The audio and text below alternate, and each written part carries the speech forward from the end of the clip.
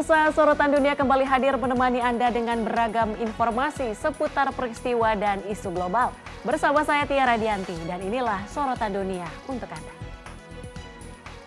Pemirsa, pemimpin Korea Utara Kim Jong-un memantau langsung uji coba sistem persenjataan terbaru negaranya. Selain uji rudal, Kim juga meninjau pembangunan kapal selam strategis bertenaga nuklir yang diklaim akan memperkuat daya tangkal Korea Utara.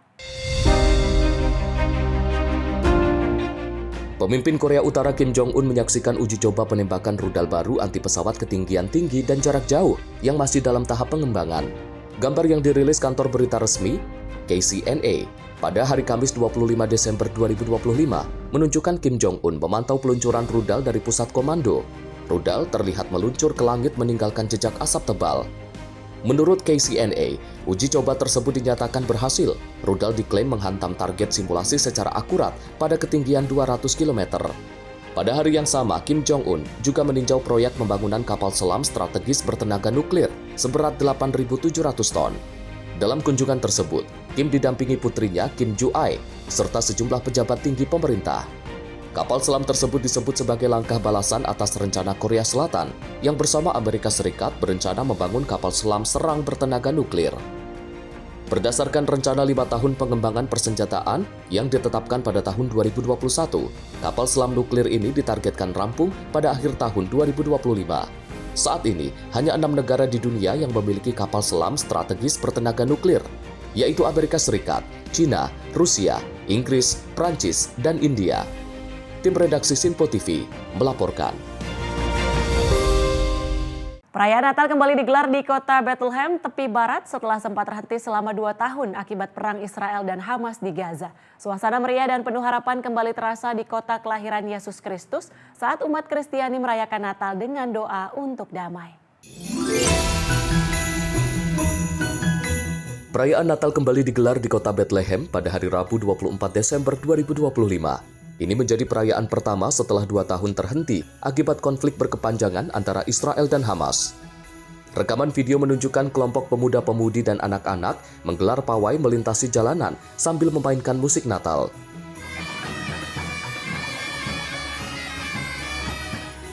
Warga terlihat menyaksikan perayaan tersebut di sepanjang jalur yang dilewati.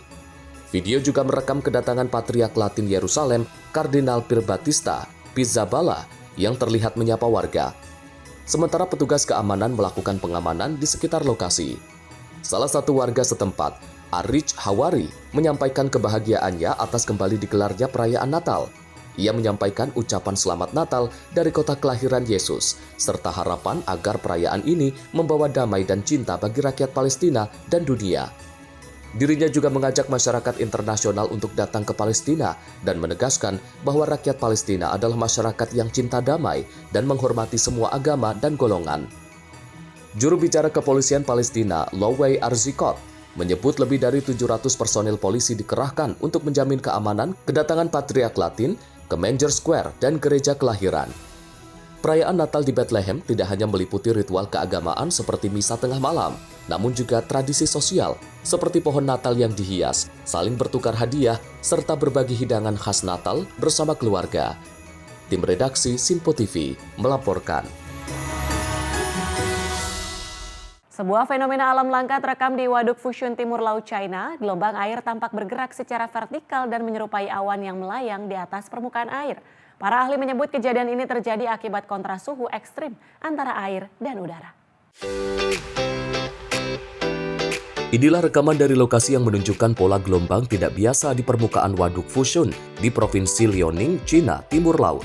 Gelombang tampak bergerak secara vertikal dan sekilas menyerupai gumpalan awan putih yang melayang di atas air sebelum perlahan menghilang. Fenomena tersebut dikenal dengan nama Haihao atau Sea of Vastness. Menurut para ahli, Haihao merupakan jenis kabut evaporasi yang terbentuk saat air hangat melepaskan uap dalam jumlah besar ke udara yang jauh lebih dingin.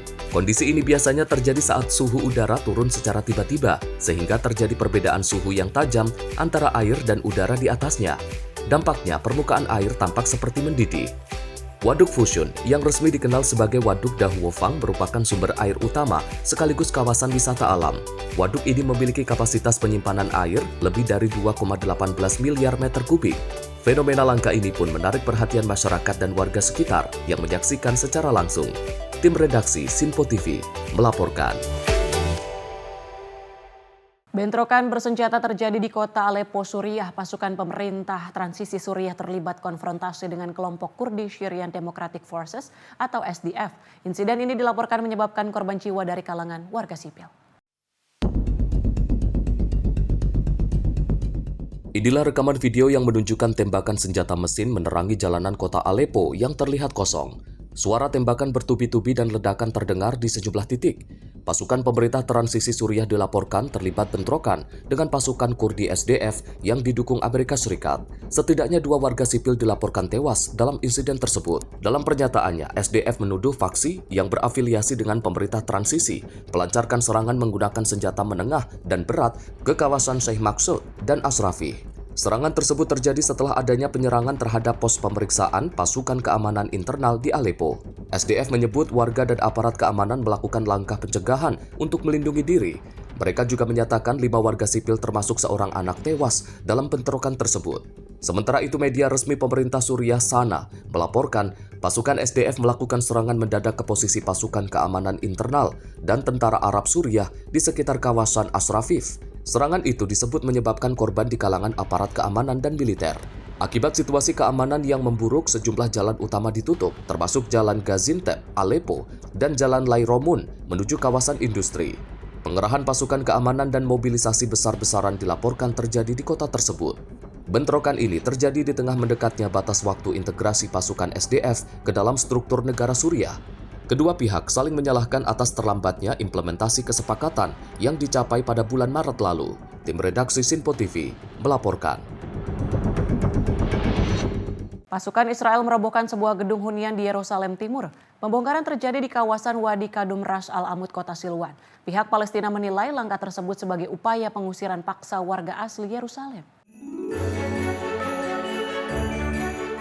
Inilah rekaman yang menunjukkan alat berat menghancurkan sebuah gedung bertingkat di kawasan Wadi Kadum Ras Al Amud, Silwan. Aparat kepolisian Israel terlihat berjaga di lokasi saat proses pembongkaran berlangsung. Gedung tersebut terdiri atas 13 unit apartemen, sekitar 100 warga dilaporkan tinggal di dalamnya. Pembongkaran dilakukan dengan alasan bangunan tidak memiliki izin resmi. Selain gedung hunian, sebuah fasilitas komersial di kawasan Bab Al Amud, Yerusalem juga dilaporkan diratakan oleh otoritas Israel. Dalam pernyataannya, pemerintah daerah Yerusalem menyebut aksi pembongkaran ini sebagai kejahatan perang dan kejahatan terhadap kemanusiaan. Mereka menilai langkah tersebut merupakan kebijakan sistematis untuk mengusir paksa warga Palestina dan mengosongkan Yerusalem dari penduduk aslinya. Kelompok Hamas turut mengecam aksi ini. Dalam pernyataan terpisah, Hamas menyebut pembongkaran gedung hunian tersebut sebagai salah satu operasi pembongkaran dan pengusiran massal terbesar yang menargetkan keberadaan Palestina di kota itu. Hingga berita ini diturunkan, otoritas Israel belum mengeluarkan pernyataan resmi terkait insiden tersebut. Namun selama ini pihak Israel menyatakan pembongkaran dilakukan semata-mata terhadap bangunan yang tidak memiliki izin. Tim redaksi Sinpo TV melaporkan. Pemirsa, Presiden Ukraina Volodymyr Zelensky menyatakan terbuka untuk menarik pasukan dari wilayah industri timur negaranya. Langkah ini diusulkan sebagai bagian dari upaya mengakhiri perang dengan Rusia. Zelensky mengatakan Ukraina bersedia menarik pasukan dari wilayah Donbas. Namun dengan syarat Rusia juga harus melakukan hal serupa dan kawasan tersebut ditetapkan sebagai zona demilitarisasi. Zona tersebut direncanakan akan diawasi oleh pasukan internasional. Langkah ini menjadi salah satu opsi kompromi dalam perundingan damai mengingat status Donbas selama ini menjadi titik sengketa utama. Zelensky menyebut gagasan ini berasal dari Amerika Serikat. Washington mengusulkan pembentukan zona ekonomi bebas yang bersifat demilitarisasi. Namun Zelensky mengakui detail terkait sistem pemerintahan dan pembangunan wilayah tersebut masih belum jelas. Menurut Zelensky, skema serupa juga bisa diterapkan di sekitar pembangkit listrik tenaga nuklir Zaporizhzhia. Fasilitas tersebut saat ini masih berada di bawah kendali Rusia. Zelensky menegaskan setiap kesepakatan damai harus dapat persetujuan rakyat Ukraina. Oleh karena itu, rencana tersebut akan diajukan melalui referendum nasional. Presiden Ukraina juga menyampaikan rencana damai ini terdiri dari 20 poin utama. Rancangan tersebut disusun bersama negosiator Ukraina dan Amerika Serikat dalam pertemuan di Florida. Meski demikian, Zelensky menyebut sejumlah detail masih dalam pembahasan. Tim redaksi Sinpo TV melaporkan. Pemirsa, aktivis iklim dunia Greta Thunberg ditangkap polisi Inggris di London Pusat. Penangkapan terjadi saat Thunberg memberikan dukungan kepada aktivis pro-Palestina yang melakukan aksi mogok makan. Greta Thunberg ditangkap saat berada di tengah aksi unjuk rasa di kawasan City of London. Aksi ini merupakan bagian dari demonstrasi yang lebih besar terkait isu Palestina. Dalam protes tersebut, dua aktivis lain menyemprotkan cat merah di depan sebuah perusahaan asuransi. Kelompok Prisoners for Palestine menyebut perusahaan itu ditargetkan karena diduga memiliki kaitan dengan perusahaan pertahanan Israel. Polisi City of London mengatakan seorang pria dan seorang perempuan ditangkap atas dugaan perusakan properti. Seorang perempuan lain juga ditahan atas dugaan mendukung organisasi terlarang. Hingga saat ini polisi belum menyebutkan identitas para terduga sesuai prosedur hukum Inggris. 8 anggota kelompok Palestine Action saat ini melakukan mogok makan. Mereka memprotes penahanan tanpa jaminan sambil menunggu persidangan atas berbagai tuduhan terkait aksi sebelumnya. Dua peserta mogok makan dikabarkan telah menjalani aksi tersebut selama 52 hari. Kelompok pendukung menyebut kondisi mereka memasuki tahap kritis. Pemerintah Inggris menegaskan tidak akan mencampuri proses hukum. Menurutnya, keputusan terkait penahanan dan jaminan sepenuhnya menjadi wewenang pengadilan. Greta Thunberg sebelumnya juga pernah berhadapan dengan hukum. Pada Februari 2024, ia dibebaskan dari tuduhan menolak perintah polisi dalam aksi protes konferensi industri energi. Aktivis asal Swedia tersebut dikenal sering melakukan aksi pembangkangan sipil dan telah beberapa kali didenda di Swedia maupun Inggris. Tim redaksi Simpo TV melaporkan. Misa Natal kembali digelar di kota Gaza Timur. Perayaan ini menjadi yang pertama setelah perang di jalur Gaza resmi terhenti. Di tengah suasana haru dan penuh harapan, umat Kristiani di Gaza menyambut Natal dengan doa untuk damai dan kehidupan yang lebih baik. Misa Natal digelar pada hari Rabu di Gereja Holy Family, kota Gaza, bagian timur. Ini menjadi perayaan Natal pertama sejak perang di jalur Gaza berhenti. Rekaman video menunjukkan para jemaat datang ke gereja sebelum ibadah dimulai. Lagu-lagu rohani dinyanyikan dan kitab suci dibacakan dalam doa bersama. Salah satu jemaat, Amal Hilal, menyampaikan rasa syukur dan harapan baru. Ia mengaku bersyukur bisa kembali merasakan kehidupan normal setelah 2 tahun diliputi kehancuran, kelelahan, dan derita. Ibadah ini digelar setelah gencatan senjata antara Hamas dan Israel resmi berlaku. Kesepakatan gencatan senjata ini mulai efektif pada Jumat 10 Oktober 2025 di bawah kerangka rencana 20 poin yang dikenal sebagai Trump Plan. Dalam kesepakatan tersebut, pertempuran dihentikan secara langsung. Seluruh sandera baik yang masih hidup maupun meninggal dunia akan dilepaskan, serta bantuan kemanusiaan diperbolehkan masuk ke wilayah jalur Gaza. Tim redaksi Simpo TV melaporkan. Pemirsa, informasi selengkapnya kami hadirkan usai jeda. Tetap bersama kami di Sorotan Dunia.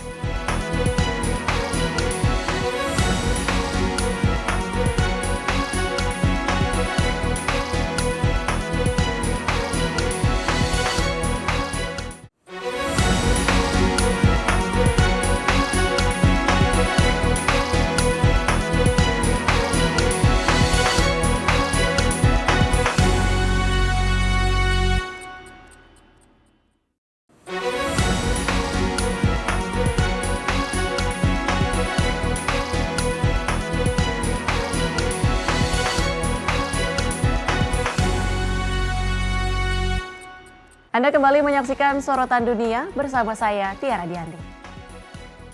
Pemirsa, perayaan Natal kembali berlangsung meriah di Bethlehem setelah 2 tahun dibayangi perang Gaza. Sementara itu di Vatikan, Paus Leo XIV memimpin misa malam Natal pertamanya di Basilika Santo Petrus. Ribuan warga dan peziarah memadati Manager Square di Bethlehem, tepi barat pada malam Natal. Suasana penuh sukacita ini menjadi tanda kembalinya perayaan Natal yang sempat ditiadakan selama 2 tahun akibat perang di Gaza. Pohon Natal raksasa kembali berdiri di alun-alun utama kota kelahiran Yesus Kristus tersebut. Pohon ini menggantikan simbol masa perang sebelumnya berupa patung bayi Yesus yang dikelilingi reruntuhan dan kawat berduri sebagai bentuk solidaritas terhadap penderitaan warga Gaza. Umat Kristen di Bethlehem menyambut perayaan ini sebagai harapan baru dan pemulihan spiritual setelah lama hidup dalam bayang-bayang konflik dan ketegangan kawasan. Sementara itu di Vatikan, Paus Leo XIV memimpin misa malam Natal pertamanya di Basilika Santo Petrus. Dalam homilinya, Paus pertama asal Amerika Serikat itu menekankan makna kerendahan hati dan kekuatan kasih dalam kisah kelahiran Yesus. Paus Leo XIV menyebut di tengah penderitaan kaum miskin dan tertindas, Tuhan menghadirkan sosok yang lemah sebagai sumber kekuatan untuk bangkit kembali. Perayaan Natal tahun ini pun menjadi simbol harapan dan perdamaian bagi umat Kristen di Tanah Suci maupun bagi dunia yang masih dilanda konflik. Tim redaksi Simpo TV melaporkan. Sementara itu, sebuah pesawat kecil Angkatan Laut Meksiko jatuh di lepas pantai Texas saat menjalankan misi kemanusiaan. Insiden ini menyebabkan 6 orang tewas dan meninggalkan 1 keluarga dalam kesedihan mendalam.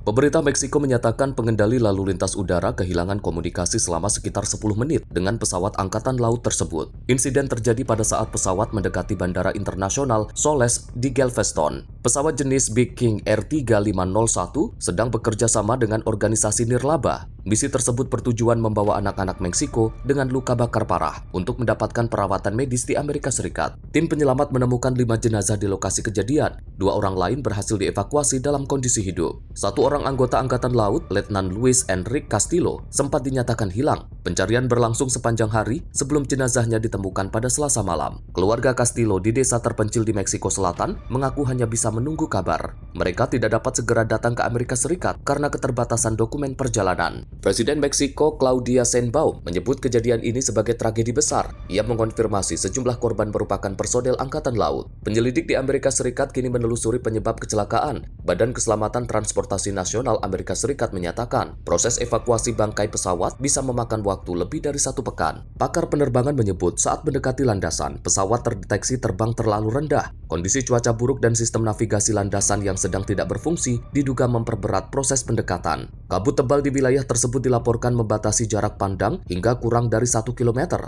Dalam kondisi seperti itu, pilot seharusnya membatalkan pendaratan jika landasan tidak terlihat. Hingga kini, penyebab pasti kecelakaan masih dalam penyelidikan. Otoritas menyatakan semua kemungkinan masih ditelusuri. Tim redaksi Simpo TV melaporkan.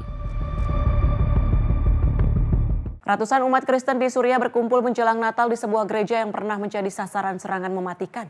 Di tengah duka dan kekhawatiran keamanan, mereka memilih untuk tetap beribadah dan meneguhkan iman.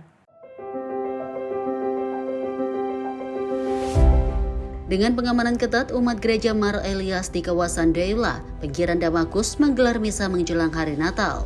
Di halaman gereja, sebuah pohon Natal bercahaya dipasang dengan foto-foto korban serangan yang terjadi pada bulan Juni lalu. 3 pria yang meninggal saat berusaha menghentikan penyerang dikenang sebagai pahlawan oleh jemaat. Tindakan mereka disebut telah menyelamatkan banyak nyawa. Imad Haddad, saudara salah satu korban, mengatakan perayaan ini adalah pesan damai dan kasih. Ia menyebut meski diliputi duka, umat Kristen tetap teguh dan tidak menyerah. Sementara itu, Tanah Al-Maksud, janda salah satu korban, mengaku tidak lagi merasakan suasana hari raya. Meski demikian, ia menghibur diri dengan keyakinan bahwa suaminya meninggal demi imannya. Serangan tersebut meningkatkan kekhawatiran komunitas Kristen di Suriah. Insiden ini terjadi di tengah upaya pemerintah baru yang didominasi kelompok Islam Sunni untuk mendapatkan kepercayaan kelompok minoritas agama. Pemerintah sementara Suriah mengutuk serangan terhadap minoritas, namun sejumlah pihak menilai otoritas masih kesulitan mengendalikan kelompok bersenjata di tengah transisi keamanan nasional. Serangan di gereja Mar Elias disebut sebagai yang pertama dalam beberapa tahun terakhir. Otoritas menyalahkan sel Islamic State meski kelompok tersebut tidak mengaku bertanggung jawab. Sebelum Perang Saudara Suriah pecah pada tahun 2011, umat Kristen mencapai sekitar 10% dari populasi. Ratusan ribu diantaranya telah melarikan diri akibat kekerasan dan ketidakpastian. Bagi mereka yang masih bertahan, perayaan Natal ini menjadi simbol keteguhan iman, sebagai harapan akan damai di tengah konflik yang belum sepenuhnya berakhir. Tim redaksi Simpo TV melaporkan. Pria yang diduga menjadi pelaku penembakan massal di Universitas Brown yang menewaskan 2 orang dan melukai 9 lainnya ditemukan tewas di negara bagian New Hampshire. Otoritas menyebut korban meninggal akibat luka tembak yang diduga dilakukan sendiri.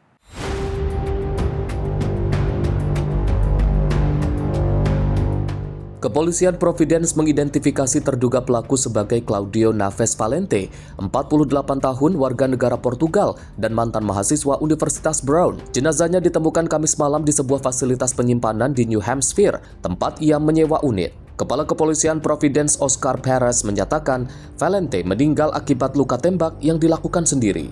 Sejauh penyelidikan saat ini, pihak berwenang meyakini pelaku bertindak seorang diri. Penyidik juga menduga Valente terkait dengan penembakan terpisah di Brooklyn, Massachusetts, yang menewaskan seorang profesor Massachusetts Institute of Technology atau MIT. Meski demikian, otoritas belum secara resmi mengkonfirmasi keterkaitan kedua kasus tersebut. Presiden Universitas Brown, Christina Paxson, menyebut Valente pernah terdaftar sebagai mahasiswa pasca sarjana fisika pada tahun 2000. Namun hanya selama 1 semester, ia menegaskan Valente tidak memiliki afiliasi apapun dengan universitas saat ini. Penembakan di Universitas Brown menyebabkan 2 orang tewas dan 9 lainnya luka-luka. Penyelidikan semakin mengerucut ketika otoritas menelusuri kemungkinan kaitan dengan penembakan di dekat Boston 2 hari kemudian. Jaksa Agung Rhode Island, Peter Noronha, mengatakan terobosan kasus terjadi setelah seorang individu lain melaporkan dan memberikan informasi penting kepada penyidik. Informasi tersebut mengarahkan polisi pada identitas dan kendaraan pelaku. Noronha menyebut pelaku sempat menutupi identitas kendaraannya dengan menempel plat nomor main di atas plat Florida. Alamat terakhir Valente diketahui berada di Miami. Hingga kini, motif penembakan masih menjadi teka-teki. Pihak berwenang menyatakan belum mengetahui alasan pemilihan lokasi, waktu, dan target serangan. Penyidik juga mengakui keterbatasan rekaman CCTV. Meski kampus Brown memiliki lebih dari 1.000 kamera, insiden terjadi di bagian gedung teknik yang lebih lama dan minim pengawasan visual. Pakar keamanan dan mantan agen FBI menyatakan, dalam kasus penembakan massal, pelaku seringkali meninggal dunia akibat bunuh diri atau ditembak petugas. Jika pelaku melarikan diri, proses pencarian bisa memakan waktu berhari-hari. Tim redaksi Sinpo TV melaporkan. Bentrokan terjadi di Yerusalem pada Kamis 18 Desember 2025. Polisi Israel terlibat konfrontasi dengan komunitas Yahudi ultra-ortodoks atau Haredi setelah penertiban parkir berujung kerusuhan. Insiden ini menyebabkan sejumlah polisi luka ringan. Inilah rekaman video yang memperlihatkan seorang polisi memukul pria Haredi dengan tongkat. Polisi lainnya terlihat menangkap seorang warga serta mengarahkan pasukan tambahan di lokasi. Media Israel melaporkan 10 petugas polisi mengalami luka ringan, sejumlah kendaraan dan mobil polisi mengalami kerusakan. 4 orang dilaporkan ditangkap dalam kejadian ini. Kerusuhan berawal saat polisi mengeluarkan tilang parkir. Situasi memanas ketika petugas berusaha menahan sejumlah pemuda Haredi yang diduga menghindari wajib militer untuk diserahkan ke polisi militer. Kepala Kepolisian Israel menyebut insiden ini sebagai kejadian yang sangat serius. Investigasi tengah dilakukan dan seluruh pihak yang juga terlibat akan diproses secara hukum. Sementara itu, Menteri Keamanan Nasional Israel Itamar Ben mengecam kekerasan tersebut. Ben-Gvir juga menyatakan menyerang polisi adalah garis merah dan memberikan dukungan penuh kepada petugas yang menjaga keamanan dan ketertiban. Komunitas Haredi menyatakan kontribusi mereka terhadap keamanan negara dilakukan melalui studi keagamaan dan juga doa. Ketegangan meningkat sejak putusan Mahkamah Agung Israel tahun lalu yang mewajibkan pria Haredi menjalani wajib militer seperti warga negara lain sejak usia 18 tahun. Tim redaksi Sinpo TV melaporkan. Kabinet Israel menyetujui pembangunan 19 pemukiman Yahudi baru di tepi barat yang diduduki. Langkah ini semakin memperparah ketegangan dan dianggap mengancam peluang terwujudnya negara Palestina. Keputusan tersebut diungkapkan oleh Menteri Keuangan Israel dari kelompok garis keras. Menteri Keuangan Israel Bezalel Smotrich menyatakan bahwa persetujuan terbaru ini menambahkan total permukiman baru yang dibangun dalam beberapa tahun terakhir. Jumlah tersebut menjadi yang terbanyak dalam sejarah pembangunan permukiman Israel di tepi barat. 2 dari permukiman yang disetujui merupakan lokasi yang sempat dievakuasi pada tahun 2005 saat Israel melakukan rencana penarikan diri terbatas dari wilayah Palestina. Keputusan terbaru ini meningkatkan jumlah permukiman di tepi barat hingga hampir 50% selama masa pemerintahan koalisi sayap kanan saat ini. Pada tahun 2022 terdapat 141 permukiman. Setelah persetujuan terakhir jumlahnya meningkat menjadi 210. Data tersebut disampaikan oleh Pishnow yang juga kelompok pemantauan anti permukiman Israel yang menyebut langkah ini sebagai eskalasi terbesar dalam kebijakan permukiman selama bertahun-tahun. Permukiman Israel di tepi barat secara luas dianggap ilegal menurut hukum internasional. Namun pemerintah Israel terus melanjutkan pembangunan. Smotrich mengatakan bahwa keputusan kabinet telah diambil sejak 11 Desember namun baru diungkap ke publik karena bersifat rahasia. Langkah ini diperkirakan akan memicu kecaman internasional dan menambah tekanan terhadap proses perdamaian yang sudah lama terhenti. Tim redaksi Sinpo TV melaporkan. 9 orang tewas dan 10 lainnya luka-luka dalam penembakan massal di sebuah tempat hiburan malam di Afrika Selatan. Insiden terjadi pada Minggu dini hari di kawasan Bakersdal, sekitar 46 km di barat Johannesburg. Ini menjadi penembakan massal kedua dalam 3 pekan terakhir di negara tersebut. Polisi menyebut sekitar 12 pelaku tak dikenal datang menggunakan minibus putih dan sedan perak. Mereka membuka tembakan ke arah pengunjung pub Quanok Solo Tavern di kawasan Tambo Bakersdale. Para pelaku juga menembak secara acak saat melarikan diri dari lokasi. Aparat keamanan menyatakan sebagian korban ditembak di jalanan saat berusaha menyelamatkan diri. Seorang sopir transportasi online dilaporkan tewas setelah terkena tembakan saat baru menurunkan penumpang. Kepala Kepolisian Provinsi Gauteng sementara Majen Fred Kekana mengatakan, para pelaku menggunakan senapan AK-47 dan sejumlah pistol 9 mm. Sebagian dari mereka diketahui mengenakan balaklava. Hingga saat ini motif penembakan belum diketahui.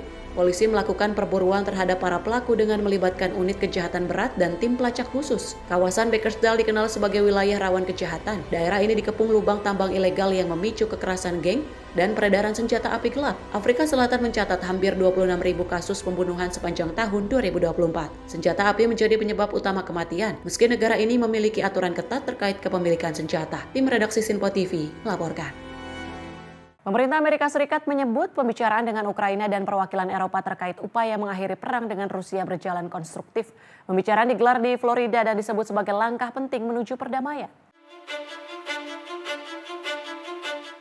Utusan khusus Gedung Putih Steve Witkoff menyatakan, dialog dengan Ukraina dan negara-negara Eropa berlangsung produktif. Pembicaraan bertujuan menyamakan strategi bersama antara Washington, Kiev, dan mitra Eropa. Witkoff menegaskan prioritas bersama adalah menghentikan korban jiwa, menjamin keamanan, serta menciptakan kondisi bagi pemulihan dan stabilitas Ukraina. Ia menyebut perdamaian harus menjadi dasar bagi masa depan yang stabil dan bermartabat. Upaya diplomatik ini merupakan bagian dari langkah pemerintah Presiden Donald Trump untuk mengakhiri perang yang telah berlangsung hampir 4 tahun. Namun proses tersebut dihadapkan pada tuntutan yang bertentangan antara Moskow dan Kiev. Di saat bersamaan negosiasi dengan Rusia juga terus berjalan. Utusan Kremlin menyebut pembicaraan dengan pihak Amerika Serikat berlangsung konstruktif dan akan dilanjutkan. Presiden Ukraina Volodymyr Zelensky menyatakan, upaya diplomatik berkembang cepat. Ia menyebut tim Ukraina di Florida terus bekerja intensif dengan pihak Amerika. Sementara itu Kremlin membantah adanya rencana pembicaraan 3 pihak antara Rusia, Ukraina, dan Amerika Serikat. Moskow menyatakan inisiatif tersebut belum pernah dibahas secara serius. Di dalam negeri Ukraina, Ombudsman Hak Asasi Manusia menuduh pasukan Rusia memindahkan puluhan warga sipil dari wilayah perbatasan ke teritori Rusia. Pihak Ukraina menuntut pemulangan segera para warga tersebut. Dari Eropa, pemerintah Prancis menyambut baik kesediaan Presiden Rusia Vladimir Putin untuk berdialog dengan Presiden Emmanuel Macron. Paris menyebut komunikasi dapat dilakukan jika prospek gencatan senjata semakin jelas. Pemimpin Uni Eropa sebelumnya menyepakati bantuan sebesar 90 miliar euro untuk Ukraina dalam 2 tahun ke depan. Dana tersebut akan digunakan untuk kebutuhan militer dan ekonomi di tengah konflik berkepanjangan. Tim redaksi Sinpo TV melaporkan. Pemirsa, Paus Leo XIV memanggil seluruh kardinal dunia ke Vatikan. Pertemuan ini menjadi sinyal terkuat dimulainya masa kepemimpinan Paus Leo dalam mengelola Gereja Katolik. Vatikan menjelaskan Paus Leo akan memimpin konsistori atau pertemuan formal para kardinal dari seluruh dunia selama 2 hari. Sidang tersebut dijadwalkan berlangsung pada 7 dan 8 Januari, tepat setelah penutupan resmi Tahun Suci 2025. Konsistori merupakan salah satu tradisi penting dalam Gereja Katolik. Forum ini digunakan sebagai sarana bagi Paus untuk mendengarkan pandangan, saran, dan masukan dari para kardinal terkait arah kepemimpinan Gereja Universal. Menurut Vatikan, konsistori kali ini diarahkan untuk membangun diskresi bersama. Tujuannya, memberikan dukungan dan nasihat kepada Paus Leo dalam menjalankan tanggung jawab besar sebagai pemimpin umat Katolik sedunia. Sejak awal masa kepausannya, aktivitas Paus Leo sebagian besar difokuskan pada kewajiban tahun suci. Di antaranya menyambut ribuan peziarah, memimpin perayaan misa khusus, serta menggelar audiensi jubileum secara rutin. Selama periode tersebut, Paus Leo juga disebut masih dalam tahap transisi kepemimpinan. Sejumlah waktu digunakan untuk merampungkan urusan administratif dan kepastoral yang merupakan warisan masa kepausan Paus Fransiskus. Pada era Paus Fransiskus, konsistori tidak sering digunakan sebagai sarana pengambilan keputusan strategis. Fransiskus lebih mengandalkan kelompok kecil penasihat kardinal pilihannya untuk memberikan arahan dalam berbagai kebijakan penting. Langkah Paus Leo memanggil konsistori ini dinilai sebagai sinyal perubahan pendekatan kepemimpinan. Pengamat menilai, Paus Leo berupaya memperkuat prinsip kolegialitas dengan melibatkan lebih banyak kardinal dalam proses pertimbangan. Vatikan menegaskan konsistori ini bersifat murni konsultatif, tidak ada agenda pengangkatan atau penetapan kardinal baru dalam pertemuan tersebut. Meski demikian, pertemuan ini dipandang memiliki arti strategis. Konsistori diharapkan menjadi landasan awal bagi Paus Leo dalam menentukan prioritas, arah kebijakan, serta gaya pemerintahan Gereja Katolik ke depan. Dengan melibatkan para kardinal dari berbagai negara dan latar belakang, Paus Leo diharapkan dapat merangkum beragam perspektif dalam menjawab tantangan gereja di tingkat global. Tim redaksi Sinpo TV melaporkan. Seorang utusan Kremlin berkunjung ke Amerika Serikat untuk membahas rencana damai Ukraina yang diajukan Washington. Langkah ini menjadi bagian dari diplomasi intensif pemerintah Donald Trump untuk mengakhiri perang yang telah berlangsung hampir 4 tahun. Kirill Dmitriev, Kepala Dana Kekayaan Negara Rusia dijadwalkan bertemu utusan Presiden Amerika Serikat Steve Witkoff serta menantu Donald Trump, Jared Kushner, di Miami pada Sabtu 20 Desember 2025. Pertemuan tersebut dilakukan setelah Witkoff dan Kushner melakukan serangkaian pertemuan dengan pejabat Ukraina dan Eropa di Berlin. Dalam pertemuan di Jerman, para pihak membahas jaminan keamanan untuk Kiev, kemungkinan konsensi wilayah, serta rincian rencana damai yang disusun Amerika Serikat. Juru bicara Kremlin, Dmitry Peskov, mengatakan Moskow sedang mempersiapkan kontak dengan Amerika Serikat untuk mengetahui hasil pembicaraan di Berlin, namun ia tidak memberikan rincian lebih lanjut. Donald Trump meluncurkan upaya diplomasi besar-besaran untuk mengakhiri perang sejak invasi besar Rusia ke Ukraina pada 24 Februari 2022. Namun upaya tersebut terhambat oleh perbedaan tuntutan yang tajam antara Moskow dan Kiev. Presiden Rusia Vladimir Putin memperingatkan Moskow akan memperluas keuntungan teritorial jika Ukraina dan sekutunya menolak syarat damai Kremlin.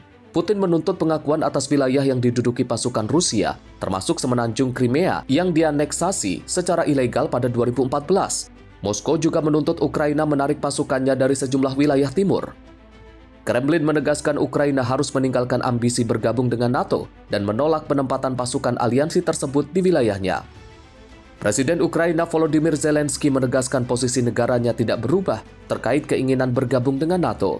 Ia menyatakan tidak ada alasan untuk mengubah konstitusi Ukraina. Zelensky juga menyebut pejabat Ukraina akan melakukan negosiasi di Amerika Serikat.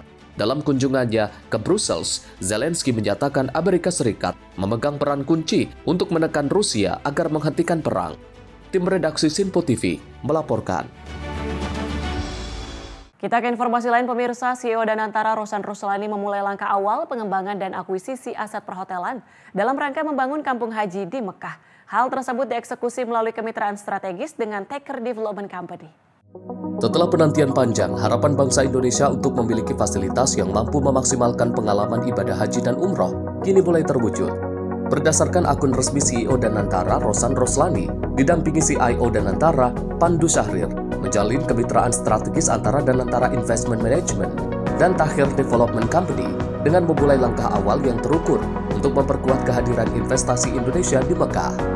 Pengembangan dan akuisisi aset perhotelan serta real estate di kawasan Taher City sekitar 2,5 km dari Masjidil Haram menjadi bagian dari visi jangka panjang Danantara dalam meningkatkan kualitas layanan bagi jutaan jemaah haji dan umroh tanah air.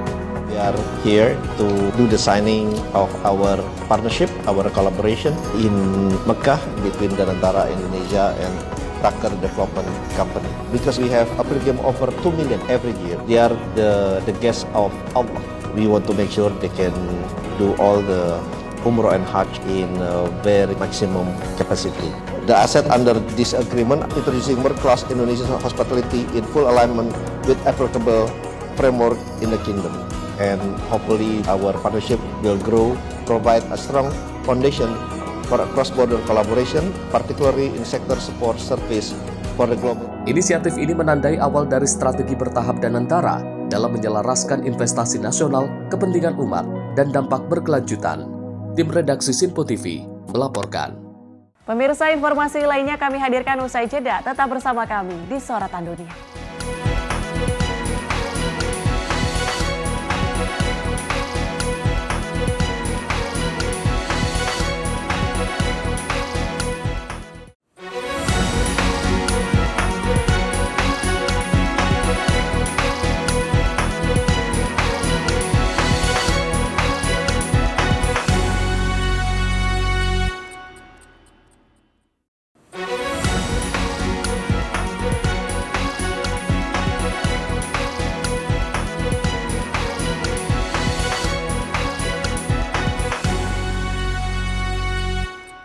Terima kasih pemirsa, Anda masih bersama kami di Sorotan Dunia. Presiden Amerika Serikat Donald Trump merayakan malam Natal dengan berbincang bersama anak-anak melalui sambungan telepon norat. Dalam suasana santai, Trump melontarkan guyonan tentang santai yang buruk, serta menyampaikan pembelaan terhadap batu bara yang disebutnya bukan hadiah sepenuhnya buruk. Trump dan istri Melania Trump mengikuti tradisi tahunan norat dengan menjawab panggilan telepon dari anak-anak yang menanyakan perjalanan Santa keliling dunia. Panggilan dilakukan dari kediaman Trump di Mar-a-Lago, Florida. Dalam salah satu percakapan, Trump mengatakan pemerintah akan memastikan tidak ada bad Santa yang masuk ke dalam negara. Pernyataan itu disampaikan tanpa penjelasan lebih lanjut, namun menyinggung retorika keamanan imigrasi yang sering ia gunakan. Santa is a very good person. We want to make sure that he's not infiltrated, that we're not infiltrating into our country a bad Santa. Trump juga melontarkan candaan saat seorang anak menyebut tidak ingin mendapatkan batu bara. Presiden menyela dengan menyebut batu bara yang bersih dan indah, merujuk pada slogan kampanye favoritnya tentang energi domestik. Suasana percakapan terlihat cair dan penuh tawa. Trump menyebut dirinya bisa melakukan panggilan ini sepanjang hari, namun harus kembali pada urusan negara, termasuk konflik Rusia dan Ukraina. Meski sebelum dan sesudah panggilan, Trump kembali melontarkan kritik terhadap lawan politiknya di media sosial. Selama berbicara dengan anak-anak, Presiden menampilkan wajah ramah dan penuh guyonan dalam merayakan malam Natal. Tim redaksi Sinpo TV melaporkan. Parlemen Venezuela menyetujui undang-undang baru yang mengkriminalkan penyitaan kapal tanker dan aktivitas lain yang dianggap mengganggu navigasi dan perdagangan. Langkah ini diambil menyusul penyitaan 2 kapal tanker minyak Venezuela oleh Amerika Serikat di perairan internasional. Undang-undang yang disetujui dalam waktu singkat oleh Majelis Nasional yang dikuasai partai pemerintah itu mengancam hukuman hingga 20 tahun penjara bagi siapapun yang terlibat dalam tindakan yang disebut sebagai pembajakan, blokade atau aksi ilegal internasional terhadap entitas komersial Venezuela. Aturan tersebut juga memberi kewenangan kepada pemerintah untuk menyusun insentif dan perlindungan bagi perusahaan nasional maupun asing yang beroperasi di Venezuela. Rancangan undang-undang ini kini menunggu tanda tangan Presiden Nicolas Maduro. Kebijakan ini muncul di tengah meningkatnya tekanan dari Presiden Amerika Serikat Donald Trump yang dalam 4 bulan terakhir mengintensifkan sanksi dan aksi penegakan terhadap ekspor minyak Venezuela. Washington menyebut kapal-kapal tersebut sebagai bagian dari armada yang digunakan untuk menghindari sanksi. Amerika Serikat menegaskan bahwa penjualan minyak menjadi sumber utama pendanaan rezim Maduro. Sementara itu, Venezuela menuduh Amerika Serikat melakukan tindakan di luar hukum internasional dan melanggar kedaulatan negara. Dalam sidang darurat Dewan Keamanan PBB, perwakilan Venezuela menyebut tindakan penyitaan kapal sebagai blokade militer tersamar yang bertujuan melumpuhkan ekonomi nasional. Sejumlah negara menyatakan kekhawatiran atas pelanggaran hukum maritim internasional, meski beberapa negara lain menyatakan dukungan terhadap langkah Amerika Serikat. Hingga kini ketegangan antara Washington dan Caracas terus meningkat tanpa tanda-tanda deeskalasi dalam waktu dekat. Tim redaksi Sinpo TV melaporkan. Uni Eropa memutuskan menunda penandatanganan kesepakatan dagang bebas dengan blok Amerika Selatan Mercosur. Keputusan ini diambil menyusul gelombang protes petani serta penolakan menit terakhir dari Prancis dan Italia. Pejabat tinggi Uni Eropa sebelumnya menargetkan penandatanganan kesepakatan Uni Eropa Mercosur di Brasil akhir pekan ini setelah 26 tahun negosiasi. Namun juru bicara Komisi Eropa Paula Pinho mengkonfirmasi penandatanganan ditunda hingga Januari mendatang. Para pakar menilai penundaan ini dapat merusak kredibilitas negosiasi Uni Eropa di tingkat global. Terlebih saat blok tersebut berupaya memperluas hubungan dagang di tengah ketegangan komersial dengan Amerika Serikat dan Tiongkok. Jika disahkan, kesepakatan ini akan mencakup pasar sekitar 780 juta penduduk dan seperempat produk domestik bruto global. Kesepakatan ini akan menghapus secara bertahap bea masuk hampir seluruh barang yang diperdagangkan antara kedua blok. Serikat Petani Prancis menyambut baik penundaan tersebut karena mengkhawatirkan dampak terhadap kehidupan mereka. Prancis selama ini memimpin oposisi terhadap kesepakatan antara Uni Eropa dan 5 negara Mercosur aktif, yaitu Brazil, Argentina, Uruguay, Paraguay, dan Bolivia. Italia menyampaikan keberatan yang turut memperkuat tekanan terhadap kesepakatan. Keputusan penundaan kesepakatan oleh Presiden Komisi Eropa Ursula von der Leyen dan Presiden Dewan Eropa Antonio Costa disela KTT Uni Eropa.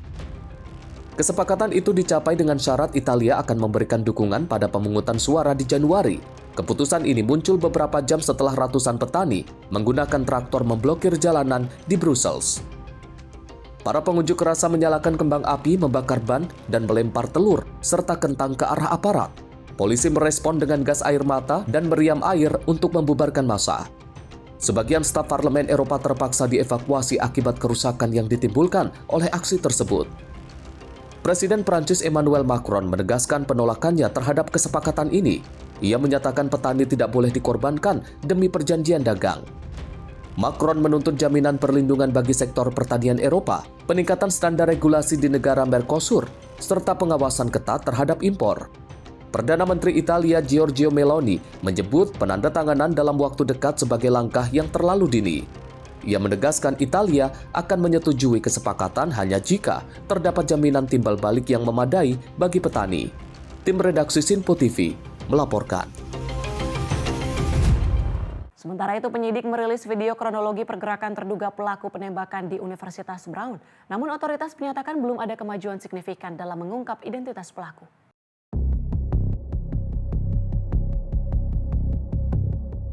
Penembakan di kampus Universitas Brown terjadi pada Sabtu siang. Insiden tersebut menyebabkan 2 mahasiswa tewas dan 9 orang lain yang mengalami luka tembak. Sebagian korban dilaporkan dalam kondisi serius dan masih menjalani perawatan intensif.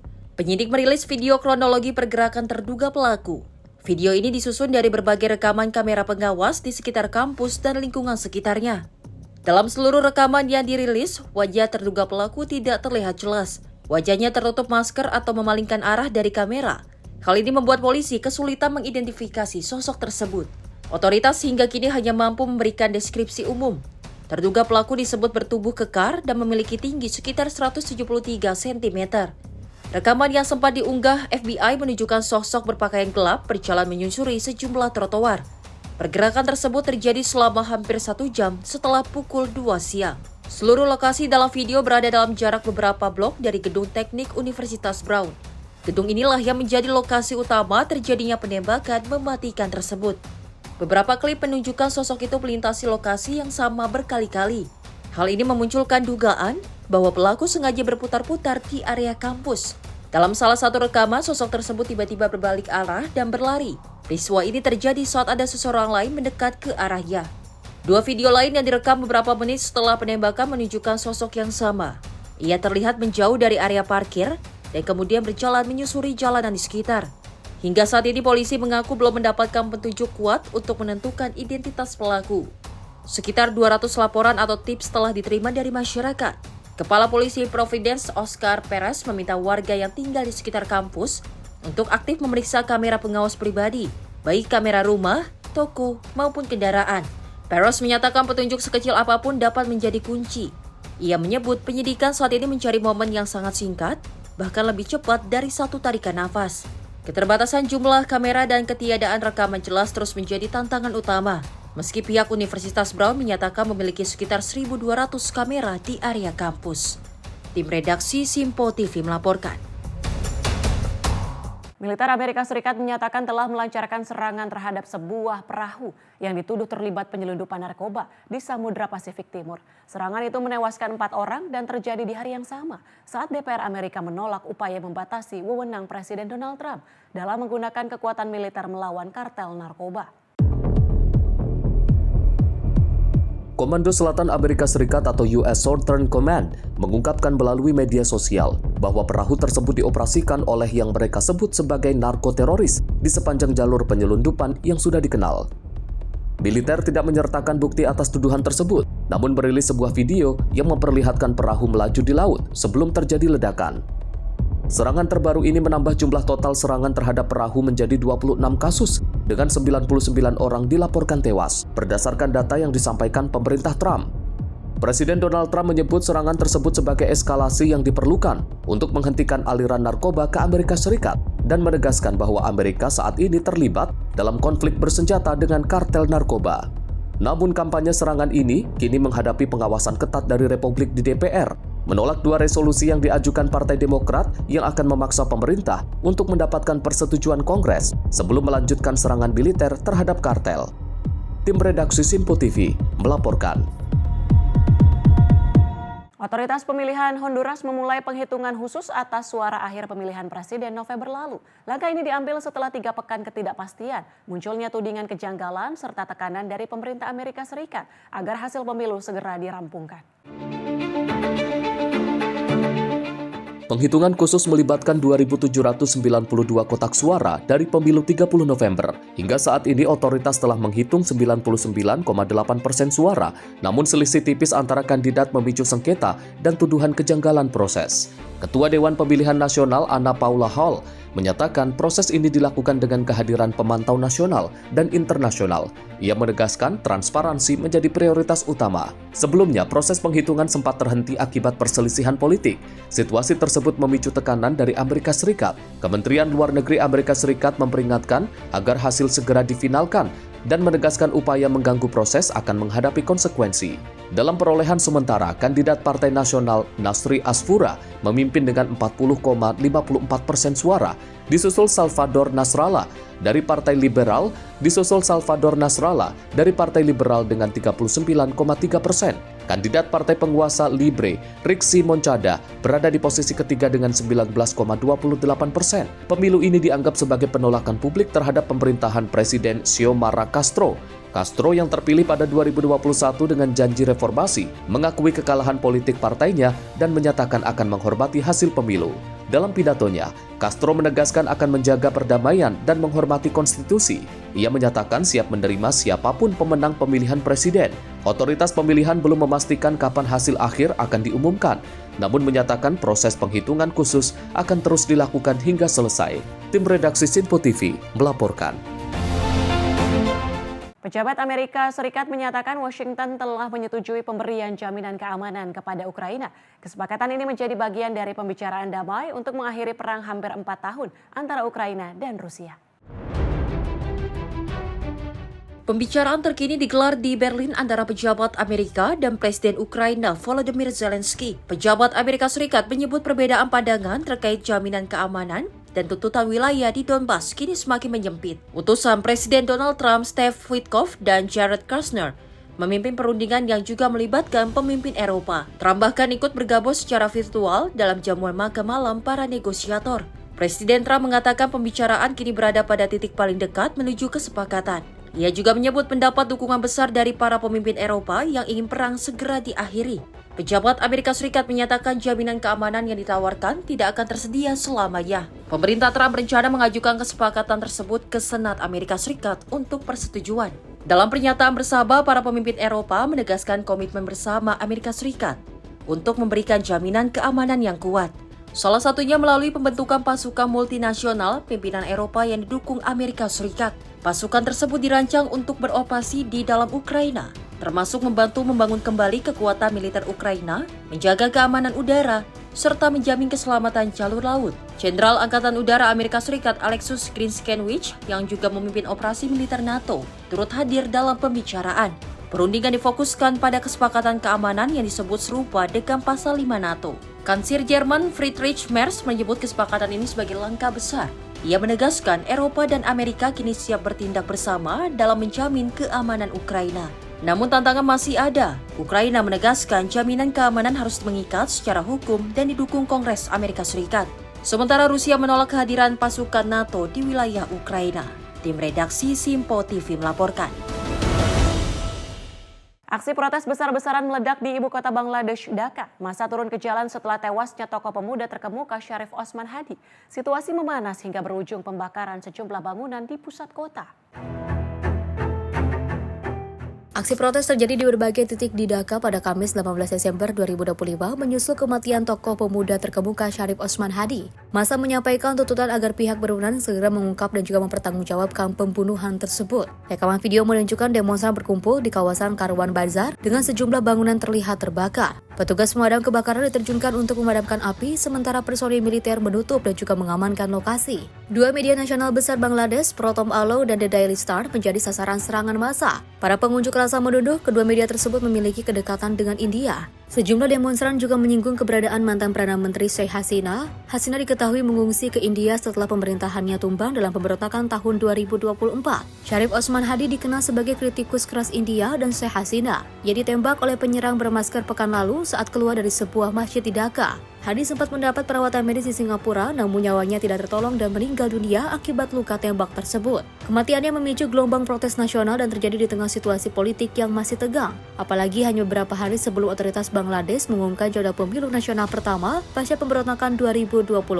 Dalam insiden kebakaran, sejumlah karyawan media sempat terjebak di dalam gedung. Mereka berhasil dievakuasi oleh petugas darurat. Hingga berita ini diterjunkan, tidak ada laporan korban jiwa dari kalangan jurnalis. Tim redaksi Simpo TV melaporkan. Pemirsa, Departemen Kesehatan dan Pelayanan Manusia Amerika Serikat mengumumkan serangkaian langkah regulasi baru. Kebijakan ini bertujuan memblokir akses perawatan penegasan gender bagi anak di bawah umur. Langkah tersebut menjadi bagian dari pengetatan kebijakan pemerintahan Presiden Donald Trump terhadap komunitas transgender.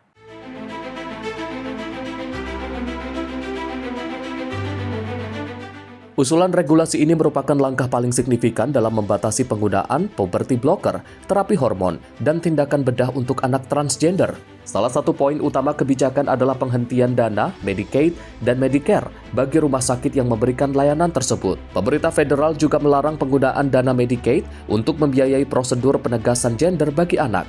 Menteri Kesehatan Robert F. Kennedy Jr. menyatakan prosedur tersebut bukan praktik medis, melainkan malpraktik yang menurutnya dapat merampas masa depan anak. Kebijakan ini bertentangan dengan rekomendasi organisasi medis utama di Amerika Serikat, yang sebelumnya mendukung perawatan penegasan gender sebagai bagian dari penanganan kesehatan anak transgender. Kelompok advokasi dan organisasi kesehatan mental menentang keras langkah pemerintah. Mereka menyatakan pembatasan akses perawatan dapat memperburuk resiko depresi dan bunuh diri pada remaja transgender. Organisasi nirlaba The Trevor Project menilai kebijakan ini mengancam keselamatan jiwa anak-anak transgender dan non-biner. Tim redaksi Simpo TV melaporkan. Pemirsa, Kementerian Kebudayaan menggelar Festival Budaya Tempe di area bebas kendaraan Jalan Jenderal Sudirman, Jakarta. Pemerintah Indonesia melalui Kementerian Kebudayaan kembali mengusulkan tempe, salah satu budaya Indonesia, diakui dunia sebagai warisan budaya tak benda UNESCO 2026. Pemerintah Indonesia melalui Kementerian Kebudayaan kembali mengusulkan salah satu budaya Indonesia diakui dunia, salah satunya yaitu makanan sehari-hari yang kita kenal tempe, yang diusulkan sebagai warisan budaya tak benda UNESCO pada 2026 mendatang. Tempe yang akan jadi warisan budaya tak benda ke-17 tidak hanya sekedar pangan, namun juga tempe mengekspresikan kearifan lokal Nusantara yang mencerminkan nilai-nilai tradisi budaya. Festival Budaya Tempe yang berlangsung di kantor halaman Kementerian Kebudayaan Jakarta. Festival ini merupakan bagian dari aktivasi publik untuk mendorong pengakuan budaya tempe sebagai warisan budaya tak benda UNESCO, sekaligus memperluas kesadaran masyarakat terhadap nilai budaya, sosial, dan ekologis yang terkandung di dalamnya. Di sisi lain, mengenalkan kepada masyarakat atas upaya pemerintah dalam upaya tempe dapat diakui oleh UNESCO. Melalui Festival Budaya Tempe, masyarakat diajak untuk mengenal tempe secara lebih utuh, mulai dari proses pembuatannya, nilai gizi dan juga pemanfaatan kesehatan, hingga perannya dalam kehidupan sosial dan budaya Indonesia. Tempe ini juga sudah menjadi satu ekosistem. Mudah-mudahan ke depan setelah didaftarkan, budaya tempe ini akan semakin terus berkembang. Dan terutama di istilahnya itu post production, ya, ada hilirisasinya tempe gitu dalam berbagai bentuk penganan yang lain, ekspresi yang lain yang semakin kreatif. Festival Budaya Tempe diharapkan menjadi momentum penting dalam memperkuat solidaritas dan dukungan publik terhadap upaya pengakuan budaya tempe sebagai warisan budaya tak benda UNESCO melalui keterlibatan aktif masyarakat, komunitas, dan juga pemerintah. Diketahui tempe akan menjadi warisan budaya tak benda ke-17 sudah diusulkan sejak tahun 2025. Festival Budaya Tempe ini diselenggarakan Kementerian Kebudayaan melalui Direktorat Jenderal Diplomasi, Promosi, dan Kerjasama Kebudayaan. Dari Jakarta, jurnalis Simpo TV melaporkan. Dan pemirsa, informasi tadi sekaligus menutup jumpa kita kali ini. Saya Tiara Dianti, mewakili seluruh kerabat kerja yang bertugas, pamit undur diri. Terima kasih dan sampai jumpa.